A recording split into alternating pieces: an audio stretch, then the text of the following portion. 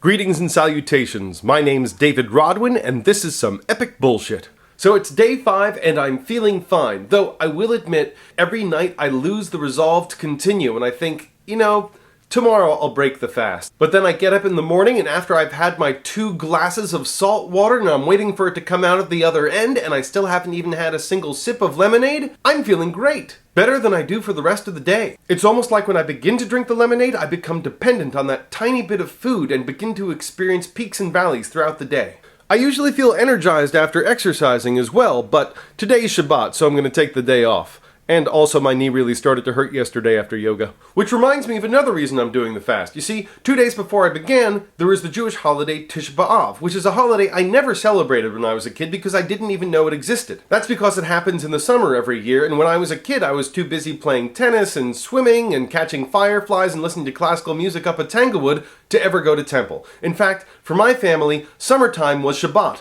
from temple. So I only heard about Tisha B'Av for the first time a few years ago, and it turns out, much to my surprise, it's the saddest day of the year. In fact, it trumps Yom Kippur. And like Yom Kippur, it's a fast day as well. And no one told me when I was a kid there were any other fasts other than Yom Kippur, but there are at least 7 fasts depending on how you count things. And every Yom Kippur since I was a kid, I thought this fasting thing is great. I totally have to do it sometime during the rest of the year, just because. The reason was the experience of eating again after fasting is so thrilling it makes tasting food a conscious experience filled with joy. And I wanted more of that. Deprivation causes appreciation. You experience that whether it's not having a hot shower while camping for a few days and then coming back to civilization and experiencing hot running water, or sometimes just when a loved one goes away and then returns again. So, knowing the fast of Tisha B'Av was last weekend was the final tipping point to make me decide to do the fast. In fact, I intended to begin the fast on Tisha B'Av, but I was a little bit tardy. The reason Jews fast on Tisha B'Av is to commemorate the destruction of the first and second temples in Jerusalem. And there's an interesting story about the cause of the destruction of the second temple in the Talmud. You see, back around 60 AD in Judea, there was a really rich dude who had a party. And he had a best friend named Kamsa, and he had an arch enemy named Bar Kamsa.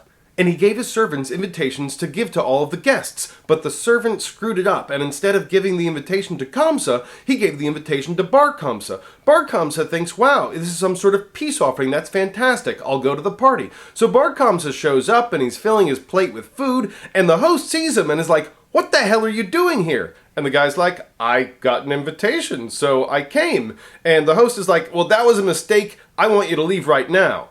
And Bar Kamsa is like, well, wow, this is really awkward. Listen, I'm already here. I'll pay you for the food that I just took, and just let me stay, okay? And the host was like, no way, I don't want you here at my party. And meanwhile, all of the high rabbinate, the entire council, is at this party because it was a bigwig party. And they're watching this. They can see this go down. And Bar Kamsa is feeling really humiliated. And he tells the host, listen, I'll pay for half the entire party. Just let me stay. And the host says, no way. And Bar Kamsa says, I'll pay for the entire party. Just don't humiliate me by kicking me out in front of everyone. And the host says, get the hell out of here, and kicks him out. Bar Kamsa was so humiliated he decided to get revenge, and the way he did that was very twisted. He went to the Roman governor and said, the Jews are plotting rebellion. And the Roman governor was like, what are you talking about? And Bar Kamsa said, listen, sometimes the Romans give gifts to the Jews to sacrifice in their temple, and that's a sign of respect when they do that. I dare you right now, give them a great goat of yours and see if they'll sacrifice it. So the Roman governor says, sure, okay, whatever, and he gives Bar Kamsa the goat. But before Bar Kamsa passes it off to the rabbis, he cuts the goat. And the rabbis cannot sacrifice anything that has a blemish on it. So when the rabbis get this gift, they don't know what to do with it. They decide they can't sacrifice it. The Roman governor is disrespected. He's incensed, and he decides to start a war with the Jews. The Jews revolt against the Romans, and Nero orders General Vespasian to quell the revolt. And then Vespasian tells his son Titus to actually go into Jerusalem and destroy the temple, and Titus and his forces do exactly that, making it so that the Jews have no homeland and wander the globe for the next 2,000 years. And the fascinating thing about this story is that the rabbis do not blame the Romans, even though it was the Romans who physically destroyed the temple. Instead, they lay the blame on the Jews and the infighting between the Jews. If only there were some Jew back then who was teaching do unto others as you would have them do unto you. But the teacher who preached that was considered a heretic, and that's why we fast on Tisha B'Av. But it's interesting to note, this saddest day of the year is set in the middle of summer when people are so often joyful and carefree.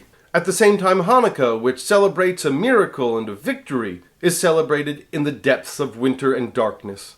So there's actually a tradition in Judaism that's like the yin and yang, that when things are joyful, we must still remember the sadness, and in darkness, there is always light. So even when things seem most empty, something emerges to fill the space. My name's David Rodwin, and this was some epic bullshit.